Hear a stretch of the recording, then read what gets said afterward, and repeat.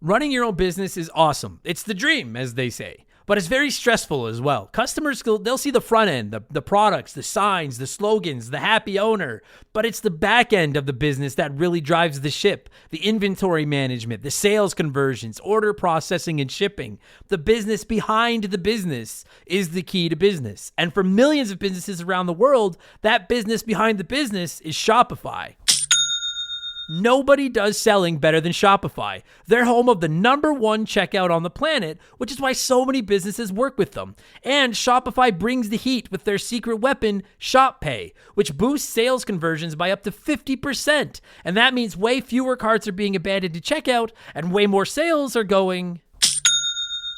If you want to grow your business, you better be ready to sell anywhere and everywhere your customers are. Scrolling social media, on your website, in your store, and everywhere in between. It's no secret. Businesses that want to grow with Shopify. Upgrade your business and get the same checkout Heinz and Mattel use. Sign up for your $1 per month trial period at shopify.com/RTG, all lowercase. Go to shopify.com/RTG to upgrade your selling today. Shopify.com/RTG.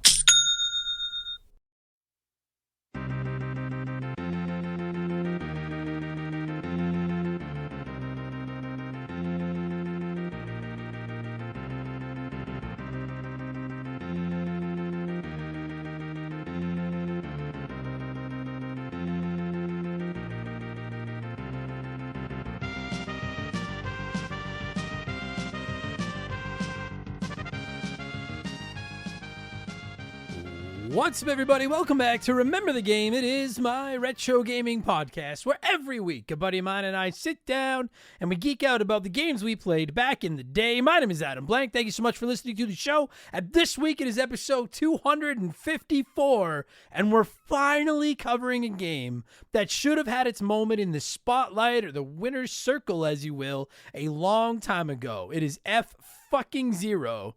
I think that's what the F stands for the SNES. And frankly, I feel like we here at Remember the Game have shown this game and this series about as much respect as Nintendo has over the years, and it's unacceptable. Fortunately, it is time to right that wrong and talk about one of my favorite Super Nintendo games, and honestly, probably my favorite racing game ever that doesn't involve karts of some kind. Like Diddy Kong Racing, Crash Racing, Mario Kart. It's probably F-Zero. It's probably F-Zero after that. I've been throwing it out into the universe forever that I want a new F-Zero game, and it's time to own up to my dark shame here and admit that I've not played much of the series outside of the Super Nintendo game, which is something I'm going to change soon. Mark my fucking words. Before this podcast is dead in the ground, the 64 and GameCube entries are going to get episodes. I promise you. But while I may only know the SNES version of F-Zero, it was enough to make me fall in love with the franchise. Super Mario World is the Super Nintendo launch title that everybody thinks of, but F-Zero debuted alongside that system back in 91 too. And while I do think Super Mario World is the better game, I also think F-Zero did a better job of showing off what the Super Nintendo was capable of. You know, Super Mario World, well, awesome, really just kind of felt like Super Mario Bros. 3 on steroids. But F-Zero felt next gen, you know? It was so fast, futuristic. It was so much fun to listen to, and obviously, most importantly, it was just so much fun to fucking play. So we're going to get into it this week with my guest, longtime hot dog, Juris Dr. Mario. And if you don't know, Doc was the second of 4 people to donate $1,000 dues to the Stollery Children's Hospital on my 24-hour stream last year. And the reward, if you want to call it that, was a chance to come on the show and talk video games with me. It's a shitty reward, admittedly, but it's a great cause. And Doc's a great guy whose generosity is appreciated almost as much as his choice of game. I cannot fucking wait for this episode, and we're going to get there in just a minute, because speaking of fucking waiting, it's time for another edition of the Remember the Game infamous intro. Dun, dun, dun, dun, dun, dun, dun. If you're new to the podcast, welcome aboard, and consider this your warning. Our intros are pretty long, but they're fun. Admittedly, maybe they're not quite as sweet to listen to as the F-Zero soundtrack is, but yeah, I'm just a man. everybody. I am just a man. But seriously, if you do want to skip the intro, go about 30 minutes up the road, you'll be into the F-Zero talk. I need to get my plugs out of the way. Only time that happens till the very end of the show, but I got to do it. It's how we keep the bills on. We have merchandise. There's hoodies, t-shirts, coffee mugs, posters, all kinds of shit. Rocking incredible art designed by my man Joe from 4545creative.com. And you can find all our merch at rememberthegamepodcast.com. If you're interested, it's a great way to support the show. And of course, it's summer. If you don't like clothes, you just want to be out there tanning those cheeks, I get it. You could always just support us on Patreon. Subscriptions start at $2 for the month, not a week. $2 a month.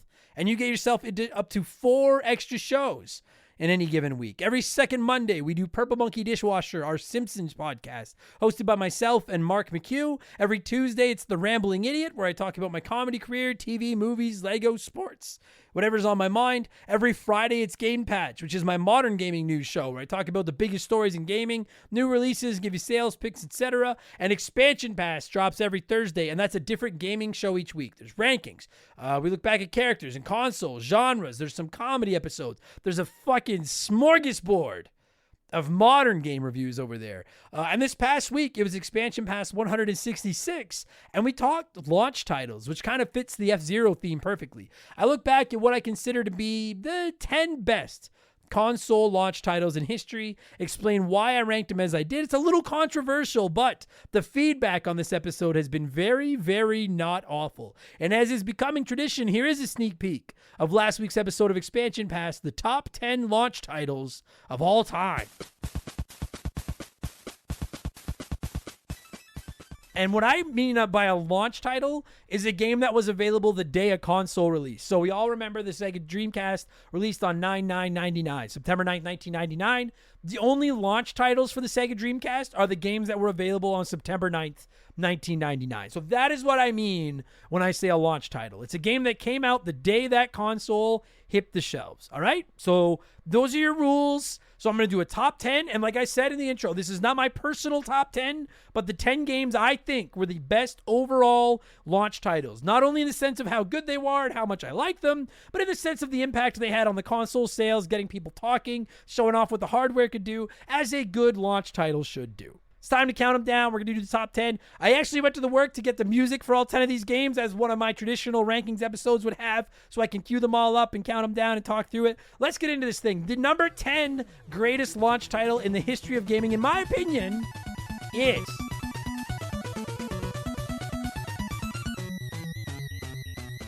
That's now available on our archives, and this week it's Expansion Pass 167. The topic was up to our Patreons, as it is at the end of every month, and a spoiler cast for My Friend Peppa Pig won the poll. I'm not kidding. If you don't know, I jokingly suggested on Game Patch, I don't know, sometime like a year ago, that people buy My Friend Peppa Pig, and it's kind of become a meme around these parts. So I actually did play it this weekend, and I honestly think it's going to be a pretty funny episode. I'm going to lean hard into giving this game a very deep review. I have a lot to say about it, so it should be fun. And just as a heads up, if you're not interested in a My Friend Peppa Pig review, July 6th, the next episode of Expansion Pass, I'm going to be reviewing Tears of the Kingdom. Which, is it better than My Friend Peppa Pig? You have to listen and find out.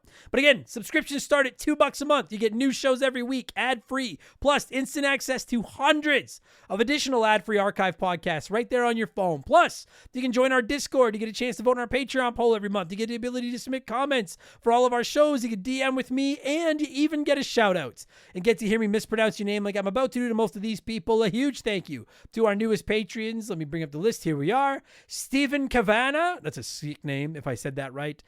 Ian Lane. I think it's Ian Hind. That might be the most I've ever butchered a name, so embrace it. Apologies. Datman71, Austin from the Past to Present Player podcast, Bert Wiglin, Kyle Walker, Mike Wazalewski, Vince the Ice Cream Man, which sounds like the worst wrestling gimmick ever, Last Chicken Wing, and Thomas Owell. I really fucked those shout-outs this week. Fucked those up this week. But thank you all so much for the support. And welcome to Remember the Game Industries, patreon.com/rememberthegame. And don't forget, 5% of our income over there gets donated to the Stollery every year as part of my 24-hour stream, and we offer annual subscriptions that'll save you your 12th month fees. And finally, you can find me on Twitch whenever I feel like getting on there at twitch.tv/memberthegames. Come by and say hi. It's good times. All right? That's enough blowing myself. Let's blow some of you by blowing in some cartridges. It is our opening segment on the show. I read a few comments and questions from our Patreons, usually gaming related, but not always. And we call this segment Blowing in the Cartridge. He blows all right. He blows big time. That's it, honey. Get into the spirit.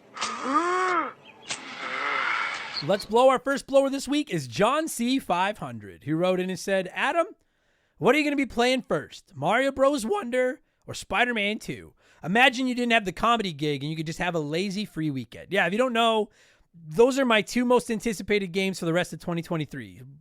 Mario Bros. Wonder, Spider-Man 2. They both release on October 20th, the same fucking day. And I have a comedy gig on the 21st, so I'm going to have to not be able to play them because I have to go tell jokes and pay my bills and all that shit. What am I going to play first? I don't know. I'm going to kind of let my mood decide. I will say right now, if those are my two most anticipated games of the year, I think I'm a little more excited for Spider-Man 2. Just because, like, listen, I love Mario, and every new Mario game is a big deal to me. But I've played a ton of Mario. I haven't played a ton of good Spider-Man games. I've played a few. But especially not ones with Venom and Miles Morales in them, too. So probably Spider-Man 2 is the one I'm going to play first. But I'm really fucking excited. That is going to be I don't know if I've ever had two games I'm more excited about coming out on the same day before. Like I do with Mario Brothers Wonder and Spider-Man 2. That's going to be a great fucking day. October 20th. God, I can't wait. Darby Triscuits wrote in and said, hey, Adam, I was wondering if you could use your power to will games into existence to manifest an HD remake of Maniac Mansion. I know it's weird, but that was the game that made me into a gamer. It was the first game I ever beat on my own, and I used to just play it over and over again, trying different combinations of characters to see how it played out differently. I would love to experience it again with a new coat of paint and some quality of life improvements. Appreciate you, dude. Yeah, Darby, I can fucking do that. I have played. I promise you, at some point we're going to cover Maniac Mansion here on Remember the Game. I have played it. I've never beaten it, but I used to actually play it on PC when I was a kid, and I used to rent it from the store and play it on the NES. I always found the people that live in the house, I can't remember their names, those fucking creepy zombie-looking people, they creep me the fuck out. And that you could blow up the hamster in the microwave was fucked up too. But I did love that game growing up. So I'd be down. I would be 100% down with a HD Maniac Mansion remake. So yeah, you can add that to the list of shit I'll will into existence. I'll make that happen, Darby. You'll have it by this time next year, my friend. I promise. Promises are not a guarantee. Michael wrote in and said, why do you think the Ninja Turtles thought it was a good idea to wear color-coded masks? It's not to protect their secret identities, because without the masks, it'd be impossible to tell at a glance who is who. Now, I know it's for the viewer, and this is a nitpick, and I'm going to get, well, actually, voice if I'm red, but I'm still curious. Now, you are right. If anyone doesn't know, I guess if by some fluke you don't know, all four turtles used to wear red bandanas, and then they gave them the blue, purple, and orange bandanas, basically just so they could tell them apart on the show and sell more toys and all that kind of stuff. But if you want a real reason, Michael, so that we can have some fun with this, I assume that Splinter couldn't tell the four of them apart. And so he did it, because originally they rebelled at wearing belts with their initials on the front cover, even though I've always loved the belts with the big D, R, L, and M on the front. But I imagine it was because Splinter can't tell them apart. I've never had children, much less identical children, but I assume that any of you parents out there that have identical twins, triplets, whatever, you must do something to mark them up, right? Like, I don't know if you just draw on their backs when they're babies, or what the fuck, maybe you cut one of their hair is stupid on purpose so you can tell which one is which. I don't know, but maybe try making them wear different colored masks, because I think that's the real reason, Michael. They're not to sell toys. Ran Hackaby, who wrote in and said you could pronounce it as Ran Hackaby. No, it's Ran Hackaby. I'm not saying it right. That's not how it works around here. Ran Hackaby said, hey, Andy, if Molly could tell us hot dogs what type of treatment you give the CEO of Remember Game Industries, would she say she's well taken care of, or would she be mean to you and tell us your half-assed underdog parenting was better than your half-assed overdog parenting? Nice pull. You know what? If Molly could talk, I do a voice for Molly, and I'm not going to do it on the podcast. I don't think I've ever done the internet. Most people, I assume, do voices for the dogs, but I do a voice for Molly, and she says some rude shit, man. She's a very hate-filled dog who always calls my girlfriend mean things and always calls me fat, and she's quite mean. But I think if she could talk, She would, like, listen, it's not like I beat her and stick her under the stairs. Like, I treat that dog like a queen. But she'd probably be like, you want to know what? Adam is very stupid. And if you just stare at him for more than 30 seconds, he'll do whatever you tell him. Because it doesn't matter if it's 40 below outside, if it's pouring rain, whatever. She wants a WALK. I can't say the word because she's laying right here. But she wants one. She'll just sit there and stare at me. And then no matter how many times I put my foot down, I'm like, I don't care what you want. I'm not going out there. She'll keep staring at me, and eventually I'll cave and do whatever I have to do to take her. She knows. So that's what she'd probably say. It's just to tell you that I'm an idiot, that she knows how to manipulate. Fuck, I love that dog. Joe the Sandman wrote in and said, hey, bud, hope you and the hot dogs are having a really nice week. That's nice. I wanted to ask, if you could wish a Bowser game as the main character into existence, how would it be? The genre, the plot, the characters? I love the Koopa King as much as you do, and I would love to have a top fancy game where he is the star, he and the Koopalings. I don't mind leaving Bowser Jr. out. Yeah, Bowser Jr. gets killed off in the first 90 seconds. And listen, before everybody writes in and they're like, there's Bowser's Inside Tale or whatever it's called on the DS. I did play that a while ago. I didn't love it. I thought it was very slow. Wasn't for me. I would love that, Joe. I would love if I was making a Bowser game, I would make it a action RPG along the lines of like Final Fantasy VII Remake or, whatever. Insert your favorite action RPG here. And it'd be like, the melee combat, and you'd have powers. And then I'd make the Koopa Kids like summons that you could use. As you find them and unlock them, you can call them in and their powers will help you. And I would make the villain Smithy from Super Mario RPG, and he's back. Except Mario is away on vacation this time. No! Smithy has captured Mario, and Bowser is going to save Mario because Peach is there with him. And he wants to save Peach and get his castle back again. That would be the story. That'd be a sick game. I'd play the fuck out of that. That'd be awesome. Mexican Mozzarella wrote in and said, yo, Adam, hope all is well, my dude. With Spider-Man 2 coming out, do you think they'll ever make a game that features Spider-Gwen? I think it'd be cool to see a Spider-Verse-esque game with Ghost Spider as the main character. Cheers. It's a great question. Now, listen, and I want to make sure I make this clear. I love Spider-Gwen. I'm looking at a picture of her I have hanging on my wall right now, like some art. I think she's fucking awesome.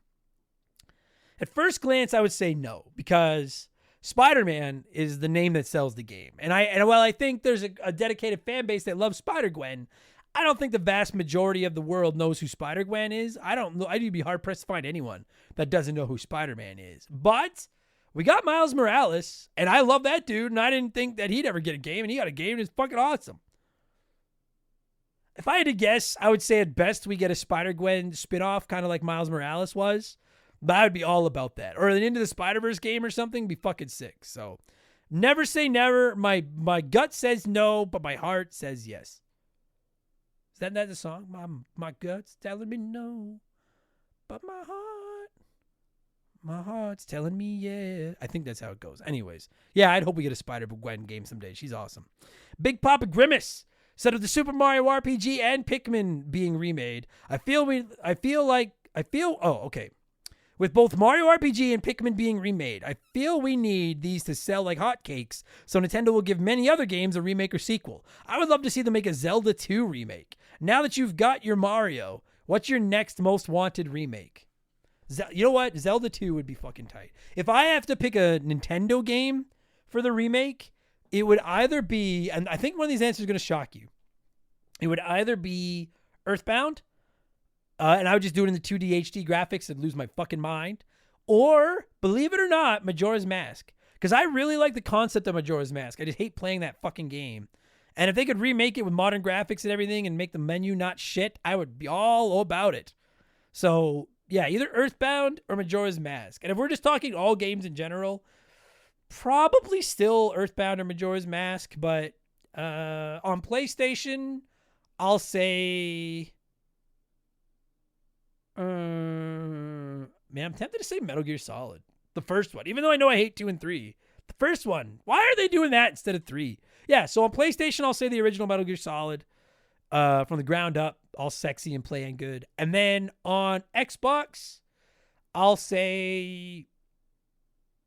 I mean, we're already getting KOTOR. I don't know if I have an answer for Xbox. No, you know what? I'll say Sonic Adventure because I know it's on everything, but I like that game. But yeah, number 1 would either be Earthbound or Majora's Mask. All right, we got to move on. Finally, before we leave this segment, it's letter time. It's letter time. Man of War wrote in and said, "Hey, Adam, after listening to one of your recent podcasts, please no double secret probation for not being able to recall the exact one. Never feel bad about that, everybody. Sometimes people tell me, hey, you said this. And I'm like, I did? I can't keep track of them. I don't expect any of you to. Dealing with one of the gaming showcases, I found that many of the comments from the internet were very off-putting. Why is it in an age where gaming is the best it's ever been, considering the access to all the previous generations on modern consoles?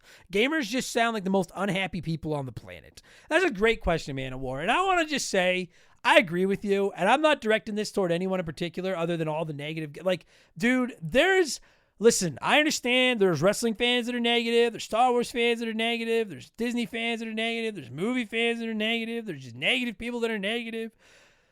I would argue you're hard pressed to find a fan base as shitty as gamers. And I am one. I'm part of this team. But like I can't watch any showcase with the comments on. I can't go into Reddit after one of them. Everybody just fucking shits on everything. The grass looks like shit. The frame rate isn't that good. This game looks stupid. Why is this game like this game? Where is this game? This game is too expensive. I'm not paying for this. This is bullshit. The Nintendo Switch is a Fisher-Price toy and I'm a mouth-breathing slob. It doesn't matter what's going on. People seem to just hate it. And it's like, dude, gaming's supposed to be fun. There's nothing wrong with criticizing. It's literally my job to come on here and bitch about video games, and I do it. It's fine, and you're as entitled to do it as I am. Bitch about video games all you want, but it's like, when you watch a show, I swear to God, people watch these showcases, and instead of like, oh, dude, I really liked this game and this game and this game, they're like, those don't even matter. I hated this game, and this game stumbled during the frame rate thing. I need to go online and complain about it, because if I'm not complaining, nothing's going to happen. If you don't, like, if all you do is focus on the negative of whatever your hobby is, go find another hobby. And leave us the fuck alone. Why do people hate everything? Listen, I could sit here right now and complain about all 3 companies. Nintendo treats their fans like shit and drive us crazy. And I don't understand it. The Joy-Cons are a fucking ripoff. I can sit here and bitch about Xbox. You keep buying studios and you're not putting out any fucking games. I love your systems. My Series X, I don't remember the last time I played exclusive. Oh, it was Hi-Fi Rush. But that's not the point. It's like, where the fuck are all these exclusives you keep promising us? You guys are the team with the biggest payroll in the league and you can't make the playoffs. I could sit here and bitch about PlayStation. You hate everybody. Jim Ryan is the least likable CEO in the history of the world. You have a great classic catalog that you refuse to pay for to put on PS Plus Premium, even though I keep buying PS Plus Premium. You talk about how people don't want backwards compatibility, even though we keep fucking asking you for backwards compatibility, and the PS5 is the ugliest console I've ever seen in my life. See, I could sit here and bitch about all 3 of them, and I do on occasion, but I'd rather focus on the good things. I fucking love Nintendo games. I love having my Switch to take it wherever I go. I think Game Pass on Xbox is the best deal in the history of video games. Sony makes the best exclusives ever, and that's why I keep buying their consoles, because I want to play your exclusive games, and the fucking controller for that PS5 is fire. Just focus on the shit you like and stop whining all the fucking time. I swear, fuck me. I swear you should fuck me. No, every gamer out there should have to, like, if you were born in 2007, and so what would that make you now?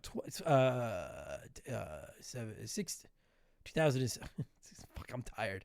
That would make you what, like 16 now or something like that? You know what? You should not even be allowed to fire up a PS5 or an Xbox Series X. You should have to go back to an NES and play the NES games and play the Super Nintendo games and play the Genesis games and play you fucking understand what it's like when you had 6 games to play with, and now you literally, gamers do not understand how good you have. You have fucking thousands of games at your disposal anytime, most of them for pennies on the dollar. You can play online with your friends anytime you want. You don't have to schedule a fucking play date. Games are bigger and more advanced than ever. Are they perfect? Of course not. We got games that are broken coming out day one that we have to wait for patches on. DLC and microtransactions are bullshit. I get it. Gaming will never be perfect, but it's never been better. And all some people do is feel the need to fucking whine and complain. Go outside. Go fucking play on the train tracks or something. Leave us the fuck alone. Stop bitching. Thank you, Man of War. I understand the hypocrisy of me bitching about people bitching, but I need to bitch about you bitching because you're bitches. Thank you all so much for writing in, everybody. Let's change things up. Get into our Smash It segment, the official game show of Remember the Game Industries. It is Play 1, Remake 1, Erase 1.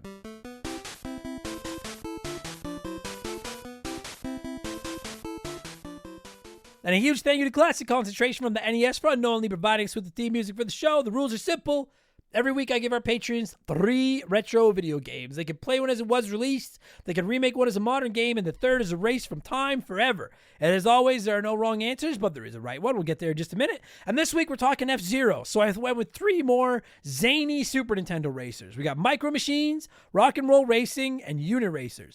And it was a nice, tight, close vote this week. That's how I liked my polls. 26% said they would play Micro Machines, remake Rock and Roll Racers, or Racing, and erase Uniracers. 26% was the winner. Nothing got under 10%. So it was 6 options. Nice and tight. That's how I like it.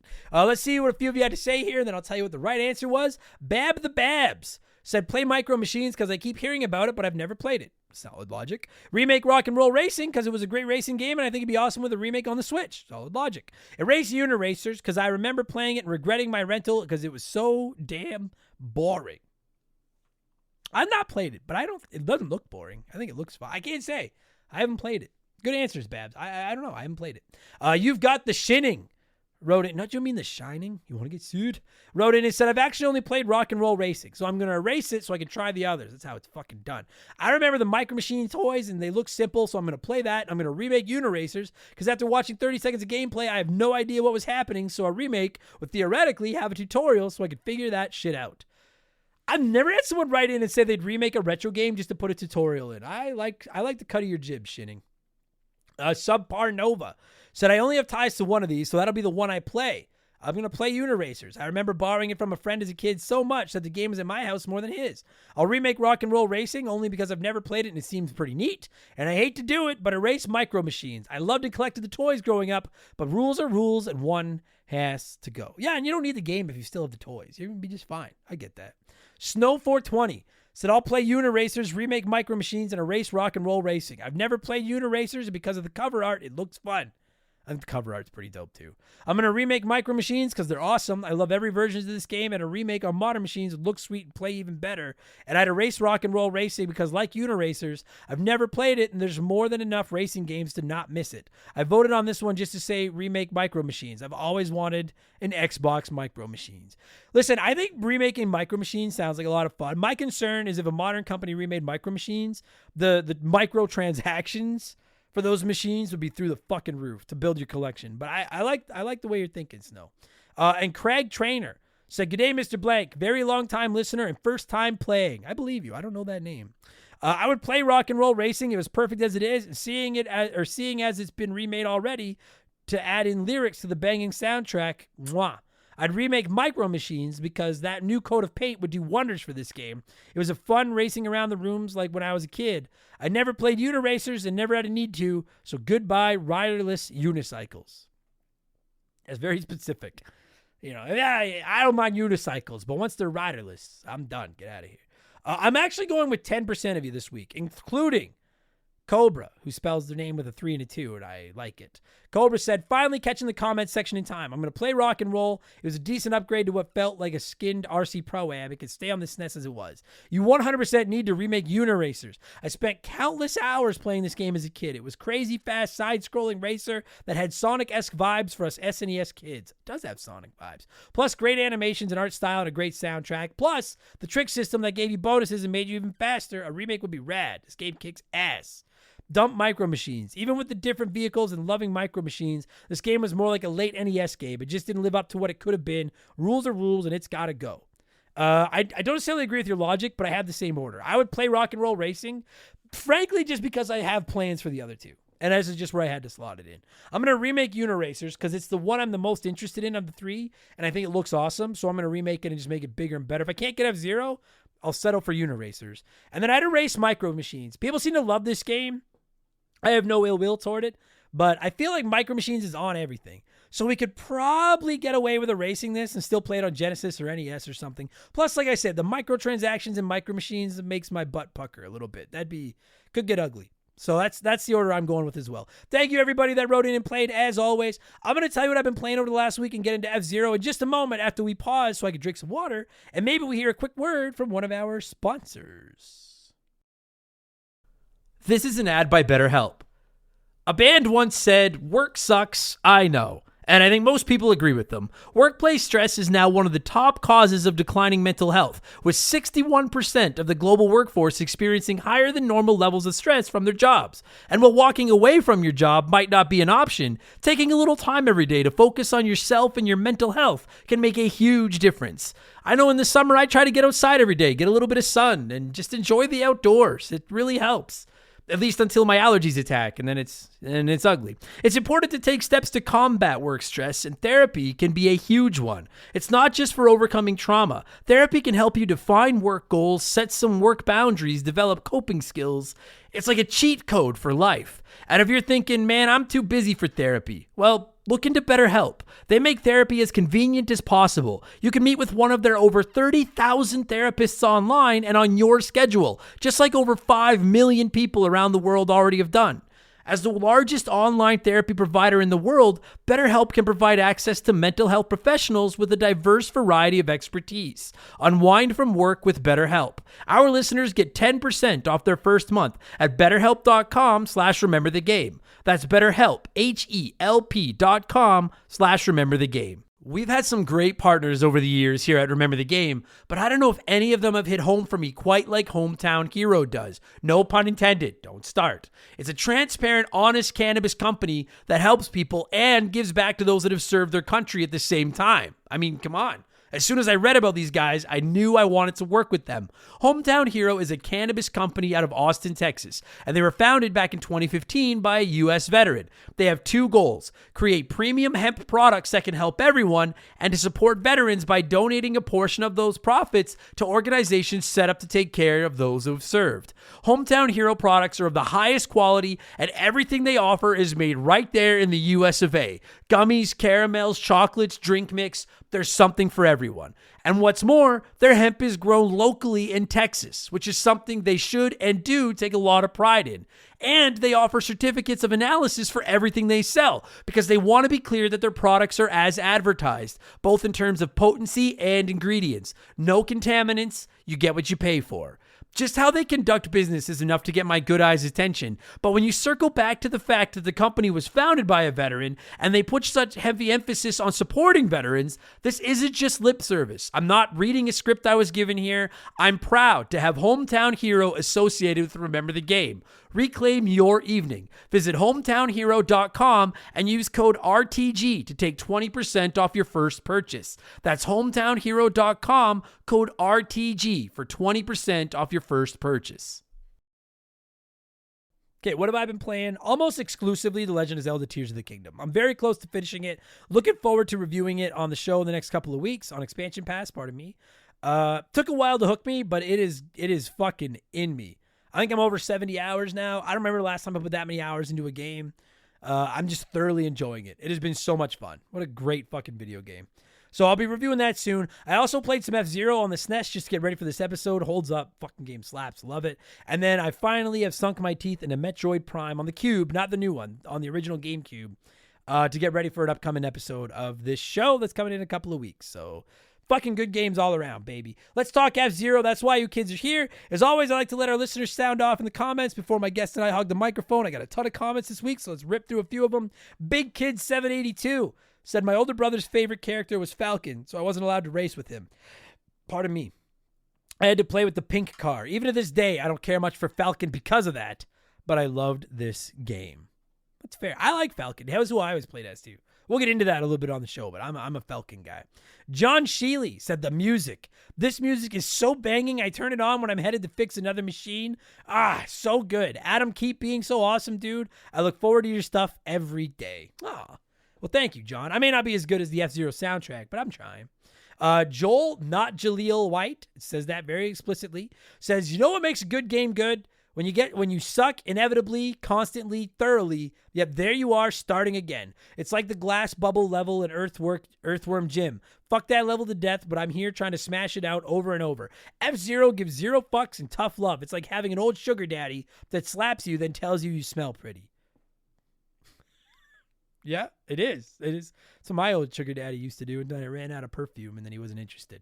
But you know what? I'm like that with NBA Jam, a game that I just consistently suck at over and over again, but love playing. That's NBA Jam for me now. Chronic the Ganja Hog versus Ropotnik. I like it. Said pink car all the way. This is still one of the best handling racing games ever. If you knew the angles of the corners, you were unbeatable. Then you get bounced off the walls like 10 times and die. Yes, you do. It's fucking bullshit. But I do agree. Dude, I was shocked at how well it still handles in 2023. It fucking handles like a dream. And Tim Tiani said, easy to play, difficult to master. The later races really tested your reflexes. Sometimes frustrating, but always fun. And that soundtrack just slapped. Surprised it took so long to cover this game. I am too, Tim. I'm sorry. I kind of fucked it up, but it's time to right that wrong, all right? I am going to cue up some of that phenomenal F-Zero music. And when it stops, Juris Dr. Mario and I are going to talk F-Zero, which originally released on the Super Nintendo in North America on August 23rd, 1991. Just like the SNES. Enjoy the podcast, everybody. Let's go.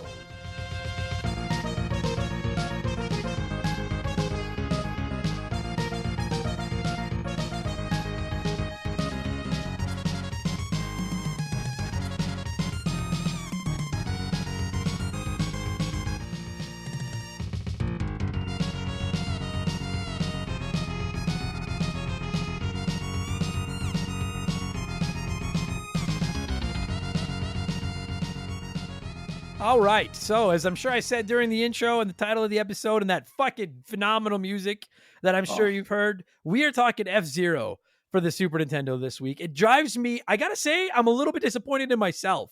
Not angry, I'm just disappointed that it took 254 episodes to get to this fucking game. And joining me via the blank phone this week is one of the four very generous chaps that matched the highest donation on my 24-hour stream last November and then waited 7 months like a very patient son of a bitch to talk to me, and I'm very grateful for it. It is Juris Dr. Mario. I'll be referring to you as Doc because that's much easier to say. Doc, how are you, my friend? Well, I'm good other than the fact, Adam, that I'm a little confused. I thought we were here to talk about Metal Gear Solid 4. Oh, I'll end this fucking episode right now. There's no refunds. Your money went to the hospital. I can't get it back. I'll end this fucking podcast right now. Dude, oh my God. Fuck you. Can you imagine, like, if you got sent to Robot Hell with Bender, like, would you have to record a podcast about Metal Gear Solid like every week for eternity? Would that be like your punishment? It might. Dude, I gotta say, have you listened to the Metal Gear Solid 3 episode? Yes. Okay, so just for reference to everybody that's listening to this, if you didn't know, last week's episode was Metal Gear Solid. It actually went live, I don't know, about 40 hours ago from when we're recording this right now on Thursday afternoon. I thought I was going to take more shit for it than I did. People have actually been pretty nice. So it's been good. But I've been excited for this episode. That's good. Yeah, it was good because I was stressed the fuck out. And because I was worried the internet would hate me for hating Metal Gear Solid 3. Well, hopefully this week will be kind of like, jumping from a hot tub into a pool, and you can sort of have like a nice catharsis with a phenomenal SNES game. Yeah, I'm so pumped for this. And like, I'm sorry, and like Darth Skywalker, if you're listening to this, I'm not dunking on your game because he was the one that wanted to do Metal Gear Solid 3. I'm sorry. You know blatantly well how I feel about Metal Gear Solid 3. But the next 3 weeks, in case anyone wants to know, the plan right now is F-Zero, Super Mario Brothers 3 Part 2, and then Metroid Prime. And it's like, I'm a Nintendo fanboy. It's nice to go back to my Nintendo heritage and talk about some Nintendo games I love. But this one in particular, dude, like I have been begging the universe to give us a new F-Zero game pretty well since I started this podcast. And we have yet to talk about an F-Zero game. So I'm so excited to go back to where this all began. And I want to just kick it off by, I'll kick the ball over to you. Why F-Zero? You sent me a list of games, but why F-Zero? Why was F-Zero near the top? Why are you so passionate about this game like I am? I love this fucking game. Because F-Zero epitomizes the leap from the 8-bit era to the 16-bit era. I mean, Agreed. you really have to put yourself back into 1991 to appreciate just how mind-blowing F-Zero is. I mean, remember, in the early 90s, all most of us had known of home gaming was the NES. I mean, I didn't know anyone who had a Genesis in 1990, even though apparently it was out then. Yeah. And maybe had like a vague recollection of the Atari, but most of our home racing games were those like top-down views where the cars looked like little Matchbox cars. And I mean, they were fun, but it was kind of like playing with toys. Yeah. And then like along comes the Super Nintendo in 91, and my brother and I finally saved up enough allowance to get one, and we had Super Mario World and F-Zero were the first two games we played. And I don't want to take anything away from Super Mario World. Obviously, the better of the launch titles and one of the greatest games ever. But like, we popped in the cartridge for F-Zero and we turned it on, and it was like being fired out of a cannon. Yeah. I mean, like Mario World was like a nice upgrade over Super Mario 3 in terms of platforming. But like for racing games, F-Zero was like a revolutionary sea change with the graphics, the speed, the sound, the controls. It was just mind blowing. I mean, if you think about like the 3D graphics of F-Zero, Wolfenstein 3D hadn't even come out when F-Zero came out. So this was like really my first, at least, opportunity to like drive a car and see the screen move in 360 degrees. And then, man, the sense of speed in that game, like compared to the NES racing games, like you could just practically feel the wind as you're driving the cars. So, it's got a special place in my heart for kind of transitioning me into that new era of Super Nintendo gaming. Totally. It's funny you say that. I was like I've played this game since I was a little kid, and I fucking loved this game. I never owned it when I was a kid, but my friend Corey did. And every time I'd go to his house, I would play F-Zero, and I'd just be mesmerized. Because you're right. It really, Super Mario, like, listen, I don't know if anybody knows this or not listening to the show. I'm kind of a Super Mario World fan. I kind of like that game. But you're right. Super Mario World is Super Mario Brothers 3 on steroids. It's great, but it's Super Mario Brothers 3 on steroids. You play F-Zero, and you're looking at this thing, and I literally was playing it an hour ago on my Switch just to get ready for this episode, just doing a refresher run. And in 2023, I'm like, this game looks pretty good. And I was like, there is nothing on the NES that looks anything like this. I feel like you could downscale Super Mario World and release an NES version of Super Mario World. It'd be uglier, but you could do it. Whereas I'm like, I don't think NES could run F-Zero. And you're right. Like, did you ever play RC Pro-Am on the NES? Yes, and I mean, we're going to get into that for sure, right? Because F-Zero is like the spiritual successor to RC Pro-Am. Yeah. And that's my first racing game. Other than maybe like Excite Bike, mine was RC Pro-Am. And I love that game. But I'm looking at F-Zero and I'm like, this is the future. Like this, and I know the game is set in the future, but it really does look like the future. This was we just ranked best launch titles on Expansion Pass this past week, and Super Mario World was on that list, and I still think that's the definitive launch title. But the Super Nintendo's launch titles also included SimCity and F-Zero. And when I step back now and look at those games, I'm like, I think Super Mario World is the best game of the bunch. F-Zero is the best showcase for what the Super Nintendo could do. And for sure. It's fucking man. Like there's a reason when Sega used to put out those commercials where they had like the race car with the TV on the back with Sonic the Hedgehog ripping around. Yes. And then they'd have that old beat up van with Super Mario Kart playing on it. There's a reason they didn't use F-Zero. Because I used to get so mad at Genesis for that as a Nintendo fanboy. You should have shown F-Zero in Super Mario Kart. Yes. Yeah. I'll sit here and say it right now. Like, I think F-Zero looks like a Genesis game. And I mean that in like the highest of praise. I've always thought Genesis games look so big and bright and fast, and I'm like, F-Zero seems like a Genesis game, and it's a fucking launch title. F-Zero had the blast processing that Genesis always talked about, right? But yeah, you're right. Like, the sort of launch title thing. I mean, I'll put it this way. Super Mario World was like platformers going from an A to an A plus in a grade, right? Yeah. F-Zero was like racing games going from like a C minus to an A. I mean, it was just such a huge jump that it's a really special game. And you're right, it still holds up so well today. It's still so fun to play. And I think that's because of the controls, right? It's just so smooth, which, there were a couple of racing games on the NES that kind of tried to do the behind the car view thing, but it was so choppy and the controls just weren't there yet. And finally we get this new hardware and it was like everything came together. Even Super Mario Kart. Like I fucking love Super Mario Kart.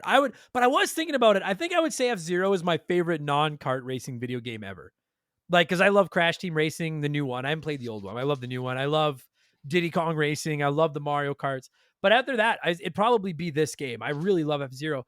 And even Super Mario Kart, people say that it doesn't hold up today, which I don't know if I fully agree with because I can still play it and love it today. But it does seem a little old and a little slow, and the controls are a little tight and a little weird. And then you play F-Zero. I was sitting here playing it today with my Super Nintendo controller on my Switch, and I was like, this is silk. Like, this handles so fucking good. And I'm a little shocked, frankly, that it clearly, like, it's that mode. Y'all know I don't do technical stuff. I think the mode 7 thing is what they used both in Mario Kart and in this. Whatever that mode 7 graphics, whatever, to make the background all weird and everything. But it's funky to me that Super Mario Kart does feel a little bit not quite right today. Whereas F-Zero, I'm like, a kid could pick up this game and play it in minutes and understand how it works. And it's a fucking launch title. Like, it's not one that came out near the end of the system where they had figured the tech out. They launched with this. That boggles my mind. It is so amazing. And you're right. It's more than just a tech demo for the Mode 7, but it really was just sort of an announcement of the Mode 7 system. Yeah. Where you saw it and you're like, this is the future. Yeah. For sure. And I will say, like, if I do have a knock, and that's really the only knock I have of it, and you kind of tied into it when you said it's not a tech demo, but at the same time, I'm like, a small part of me feels like in a way it is. And the only reason I say that is because, like, the one knock on the original F-Zero, there's not a lot of, here it is, there's not a lot of meat on the bone. There's not a multiplayer, the single player, like, it's there's, unless you're going for fastest time, which is fine if you are, there's not a lot else to it. And in that sense, I'm like, there's a little bit of, it felt like it was a demo, and then they're like, we could make this into a game. It felt like they were playing with what the system could do. We're like, we could make a game out of this, but there's not a lot to it. Do you know what I mean?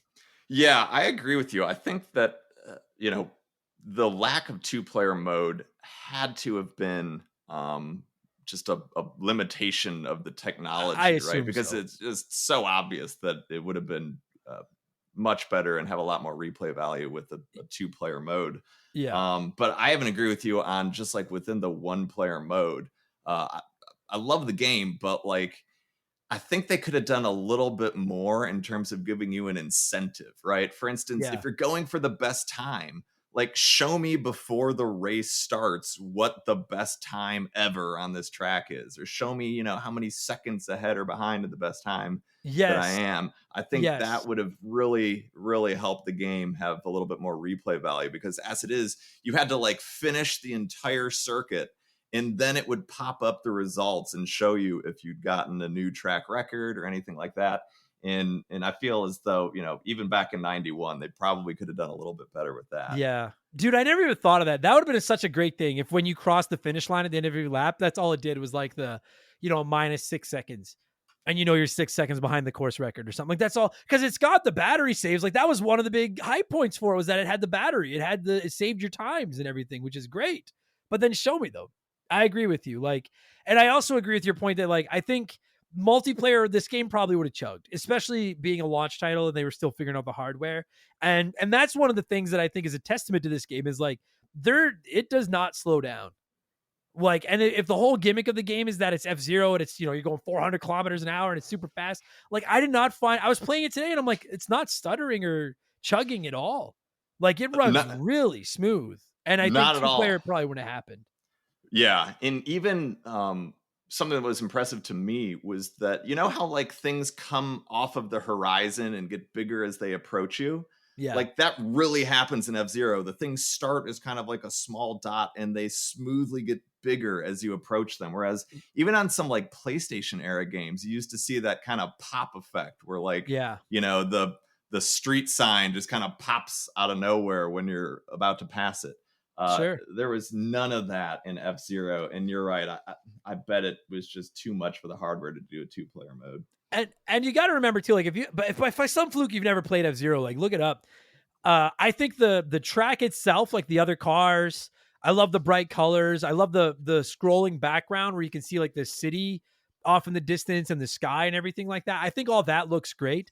But that base area around the track, where if you go off the track, you crash or whatever, like I'll put my like it's pretty ugly. It's fucking it looks like a small like 16-bit circle that they blew up and then just uh like just and then just made like a panel of it to fill out the outside. And I assume again the reason they did that was to minimize the shit it had to load so we could focus on keeping the track itself moving fast. And it's not that it looks bad because if you've ever played the game, usually you're going too fast to fucking look off the track and look at that shit anyways.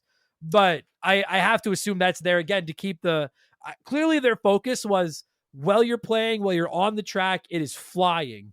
And they accomplished it. And if they had to sacrifice some of the backgrounds and shit to do that, I really don't care. It doesn't bother me at all.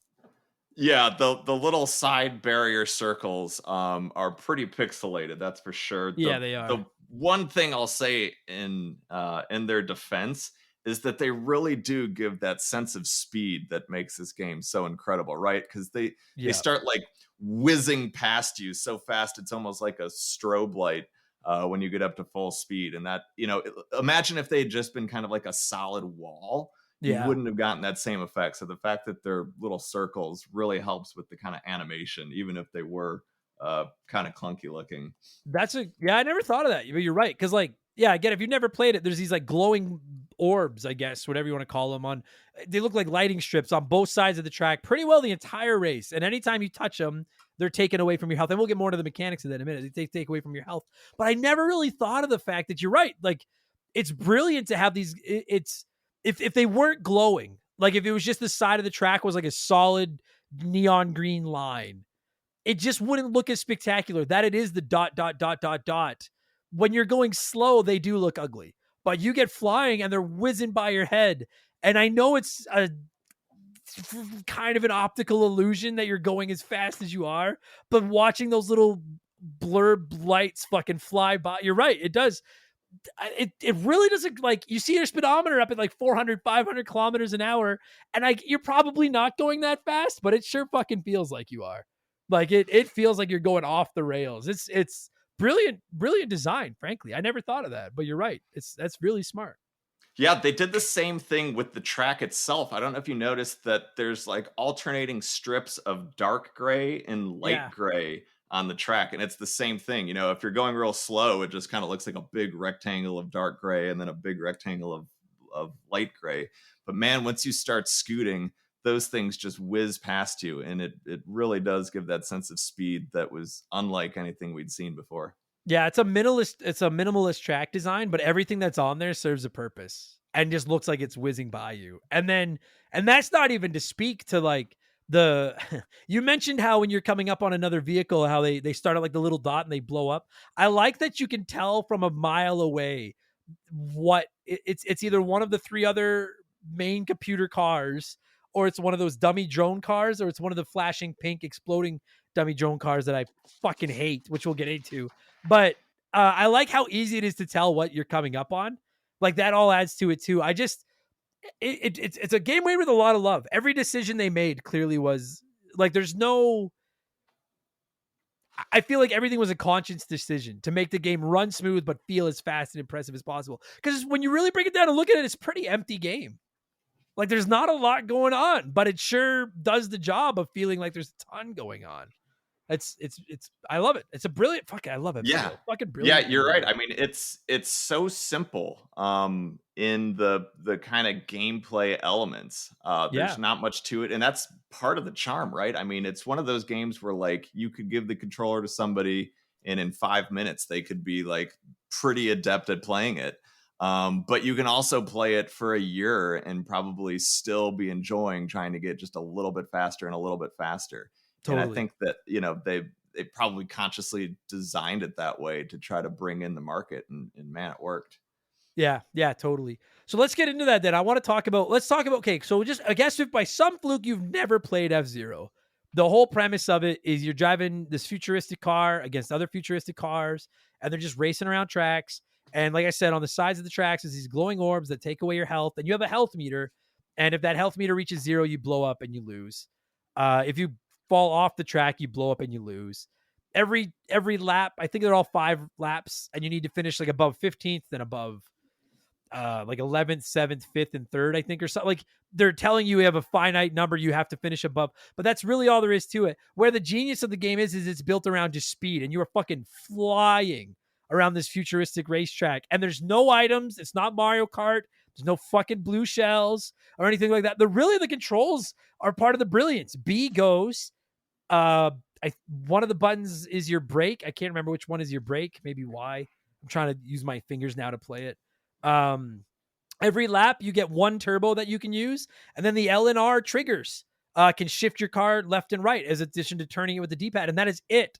And it's so brilliant, and it's simply like, I picked it up to start playing it again, and I'm like, I'll ask you this, Doc. Why is it so fun when there's so little there? Like, what is it? Do you know what I mean? Like, there's no strategy with items. There's not a lot of shortcuts to take. There's not power sliding and shit. I don't get what about it is so goddamn fun, but it is. It's so basic. That's a really good question. I think that it's the simplicity that makes it fun. I think that if they tried to sort of rig it up with weapons and power ups, and if there were futuristic red turtle shells flying around, that would have kind of detracted from the game. I'm curious to hear if you think the same. Yeah, I think. See, I don't. Yeah, I mean, yes, I do. I like, because I haven't played a ton of the 64 GameCube F-Zeros. I think I've played them a little bit, and there's a little bit, like, I remember in one of them there's an emphasis on you have to like destroy the other cars by like doing the spin move and like knocking them into enemy, like, and it's neat. It's a fun little thing. But I think you're right. It's like, it's just fun to play something where I don't have to worry about, like, I've always said, I know it would take a lot of the fun out of Mario Kart, but I wish there was an option in all the old ones where you could just turn items off and just play against your friend and just race. And it's just made the fastest racer win. And I think there's something to be said for that. And that's what F-Zero does. They're like, there are no tricks. Sure, you can do the little things where you bump your opponent into like the walls and shit like that, but you're not blowing up any of the other drivers. You can't blow them up. It's just on you to figure out a way to get to the finish line 5 times faster than they did. And you're right. Maybe that's what it is. It's like I love a big fancy steak dinner with all the fixings, but I love a grilled cheese. And F-Zero is just like a good grilled cheese. It doesn't have to be fancy. Maybe Yeah. that's what it is. I don't know. I don't know why I talk food so much. I suck. The other thing is, think about the like overall elements of the game and the simplicity too, not just within the race, but like you fire up the title screen. The title screen music is banging, by the Oh, way. we'll get to the music. The Oh, music is yeah. Oh, all time. All time. yes. Yes. But at any rate, the point I'm trying to make is like you get 3 options: Grand Prix, practice, or you can look at your records. You hit Grand Prix, you pick your car, and oh my gosh, the car select screen. That was like catnip to me as a kid. How it has Yeah. that little like, the little line graph that shows you the acceleration of the car. Yes. Oh, I love that. Loved that as a kid. But at any rate, within like 20 seconds of hitting the power button on the console, you can be playing a race, right? Yeah. Which is, it sort of compares to like, I'm a bigger Gran Turismo fan than you are. I know that. But like in Gran Turismo, it's like hours before you're doing anything other than doing like driver's exam tests in a Honda Civic. I right? remember that. Yeah. Yeah, and you're driving this slow Honda Civic in and out of a bunch of cones trying to get your license. And F-Zero, you pop it in, you hit the power button. 30 seconds later, your car feels like it is actually flying, and you can like literally feel the wind in your face. And it's funny you mentioned that car select screen. I don't know what it is. I fucking love that screen too. It's just like you like so as soon as you pick the mode you want to play in the race, then you go to pick your fucking pick your car, and there's only 4 options, right? And they're all 4 of them are like I used to draw those cars when I was a kid. I was not very good, but I would draw those cars because there's like the blue car, the yellow car, the green car, and the pink car, and they all look so dope and so different from each other. And then they each have like the specific racers, which I want to talk about because I actually like the racers. And then, like you said, there's this fucking, if you've never played it, there's this awesome, like, if any of you ever seen that fuck around and find out meme with like the graph, that's what it is. But it's like your acceleration versus your top speed, and it shows you how fast your car will accelerate and then what the top speed it'll get to is. And I maybe it's because everything else in the game, other than the glowing sides, is so gray or ominous or like I don't know what it is, but those 4 selectable cars just glow. Like they just pop and they look like the coolest Hot Wheels you've ever fucking seen. Like they kind of like spin around so you can see them. And it is a great select screen. So on that note, who's your main? Who do you like? You know, I think I've changed over the years. I think that when I first played it, I was into the blue and yellow cars, but now I'm definitely the purple car choice. And maybe we should explain, right? Like the blue car is sort of the main hero in the very thin storyline. That's the Blue Falcon ridden by Captain Falcon. That's like the well-rounded car. Yeah, that's the Mario, the Leonardo. Yes. Average everything. Yeah. Then there's the yellow car. It's called the Golden Fox. That's the one that has like the fastest acceleration, but it has the slowest top speed and bad handling and poor armor. Yeah. So you know, we'll get into the yellow car because I think that's another connection to RC Pro-Am, unfortunately. But that fucking yellow car. The biggest troll of all time. All right, let's go there right now because every single game of this I played getting ready for the podcast, the yellow car was in first place. Always the yellow guy. Always. He's supposed to have the worst top speed, and he's always there. Yeah, always. Like surely that was a nod to RC Pro-Am, right? I mean, I don't know. Yeah, if you've never played RC Pro-Am, there's a yellow car that fucking, and like I'm not whining because I can't win. It fucking cheats. It cheats. Anyone that played RC Pro-Am will back me on this. It fucking cheats. Yeah. And you're right. Well, it's always yellow. Always. And that's how you feel a little in F-Zero too, because it's like, oh, well, it's got the slowest top speed, so it can't possibly be the best car. But the computer just owns with it. Always. Yeah. I could never... Go ahead. I could never play with it though, because like I said, it's the weakest. So, I mean, you bump into those barriers a couple of times and you are almost toast. Same so here. Maybe that's why the computer can play with it, is because the computer never seemingly runs into the barriers. Yeah, they never blow up. Maybe that's what it is, because I always try to play as as a kid, I would try to play as the yellow car because like in Super Mario Kart, like I loved Toad because I like the really, I like Yoshi. I like the ones that can accelerate. Like that's what I'm interested in. So I like the yellow car. But I'm not good enough. Like I always blow up. I can't do it. I tried. I'm like, to me, frankly, I think of the 4, yellow takes the most skill to play as. And maybe I just suck. I don't know. So what did you go with when you were playing it recently? Then and now I'm a Captain Falcon guy. It's boring. Like I wouldn't play as Mario in Mario Kart, but I'm a Captain Falcon guy. It's just the one that it works for me. And blue's like my favorite color. I just think it looks the coolest. It does look really cool. Yeah, those 2 wings on this side, it's fucking awesome looking. To round it out, we've got the green car, right? The Wild Goose car. That's the one with the best armor. I think that's the second fastest. And then the purple car, the Fire Stingray.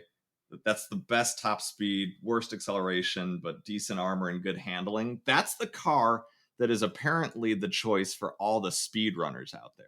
Like if you go look at it's got the best top speed, right? Yeah. So I guess if you're like a speed runner, you're not like you and me where you've got to like worry about accelerating every few seconds because you're bumping into something. The speed runners just get to max speed and they're there for the rest of the race. I'll tell you, like, and there's something to that. If any of you have never, like, if you ever play Super Mario Kart again, go into time trial, set a top time with Donkey Kong Jr. or Bowser.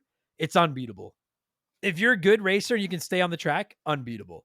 And that car is the Bowser Donkey Kong Jr. of this game, because every time you crash, it takes an hour to fucking get going. But once that thing's moving, it's just, in a game that's already fast, that car is greased fucking lightning. It's insane. But again, I'm just not good enough. And then I like the green car because I like the alien guy that drives it, but I'm not very good with the green car. He just looks cool. But I like blue. And the acceleration, given, like you were saying, the speed of the game, I mean, that is a huge, huge part of the strategy, right? If you get bumped or if you hit a wall and you slow down, I mean, the cars are going to pass you super fast. So it is really high risk, high reward to pick the cars that have the better top speed, but the slower acceleration. And dude, if you turn this thing up, because you have 3 difficulty settings, if you turn it up to the highest difficulty, this game doesn't fuck around. Like, this game will feed you your lunch. I feel like the easy difficulty is easy, and then medium is fine, but you get it ratcheted up and it will fucking wreck you. And I just reading right now, there was a 4th difficulty level. I never unlocked that. Yeah, I did not know that. If you beat expert, it unlocks a master difficulty level. I can never beat the 3rd cup on expert. Never. Oh, it is. You understated, I think, how difficult the expert difficulty setting is. I mean, if you sneeze while you are racing one of those 5 laps, you're going to get passed, not just by the other 3 main cars, but like the jobber cars will pass you too. And those fucking jobber cars, you hit one of them, dude, if you hit one of them at the wrong time, forget the ones that explode. They can go to hell. But even the ones that don't explode, if you hit one of them at the wrong angle at the wrong time, you start pinballing all over the place, and like half your health bar is gone and everyone has passed you. Like, your entire race is fucked if you touch one of them at the wrong time. And they exist solely to hip check you into the boards. Yes. That is like their one purpose for being on the racetrack. And they're like, especially on the expert difficulty, they're like freaking magnets to your car. I mean, they come after you with a passion.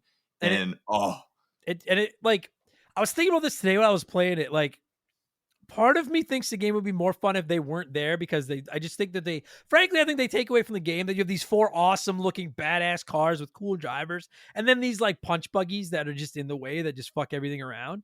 Part of me wishes they were just gone, but dude, and then I got thinking about it. I was like, if they were gone, those tracks would be very empty. Like, I don't know if just the 4 main racers would work. It might be kind of boring and kind of lame almost. I agree with you. I think the main challenge to F-Zero is how crowded the track is, right? Yeah. It's when you get into those like narrow sections of the track and there's another car around you, that's when the real challenge comes in. If you've ever done just like the practice mode where it's just like you and up to one other car, it is kind of a little boring, because there's not enough going on with the track just by itself to keep it entertaining. But you know, the jobber cars, and I say jobber like the, you know, wrestling jobbers. Maybe that's not the right. Maybe we should call them like the Goombas of the game.